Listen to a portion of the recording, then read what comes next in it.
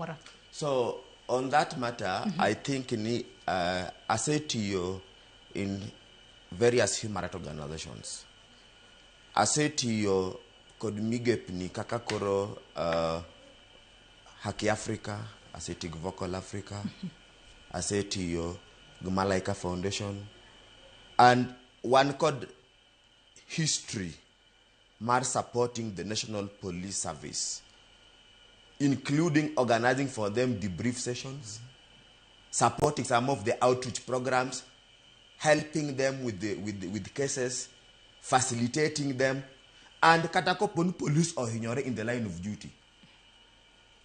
Ama otumne mahundu gengata ngata, including police most betka you can one quite transfer because one geshida kodinga makama amantie some kind of violence is meted against them by the leadership. We've come out to deal with those issues and we've supported the police. So Mano, I want to debunk that. Secondly, any gikma human rights organizations Timo are those things that are sanctioned by the law.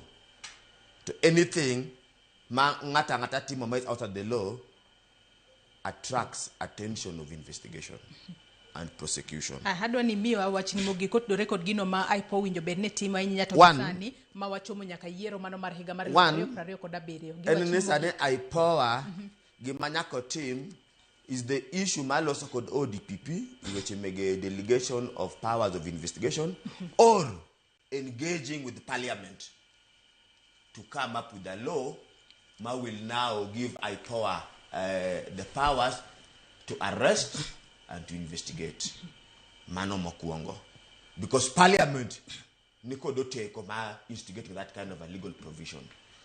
The second thing is the issue of public relation. Ma IPOA should invest heavily in, and on that context the structure mar police ki historize police, how did it first to exist in the Kenyan soil up to now. The issue of othering, my police first sees himself as a police, and then jopiny are others. That othering of your police have not dealt with the Kenyans as Kenyans. Their human face disappeared. The citizen, citizenship.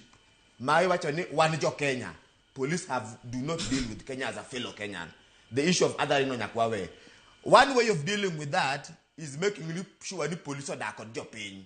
Police should not live in a barrack because they are service providers. So, in terms of the reform agenda, wadu waran kaber to police or dag jopiny, gi interact with jopiny, gi kware chumbi gi jopiny, gi booth karachiel, mano will make sure the police treat Kenyans as fellow Kenyans. To Mogik, and then we have to appreciate one called institution Major Penya Loringo ire ka police okosoni. But this institution bende onungo bende ba jopiny ringo ire ne angoma bere ma police to momongo bende wa medo timo zaidi. Because in the current context what the mana ira IPOA can't ketho. Now in terms of moving forward, enango obila timo mabeyo ama mongo bende getimo zaidi. Ma wanyalo partner gi IPOA gi police with other stakeholders mondo time kabisa. For example, issue ma wawacho ni sane the people are so vigilant. To police bende they are a majority. Mokudwa mahundu. What are we doing to support those kind of ideas? Could intentions magengo mono the entire police service.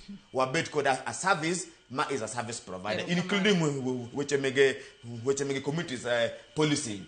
Ma is a good platform. Ma IPOA can take advantage working closely with the police. Mondo wa mainstream public service. Ero kama na inyo Ojiro Commissioner nyakomita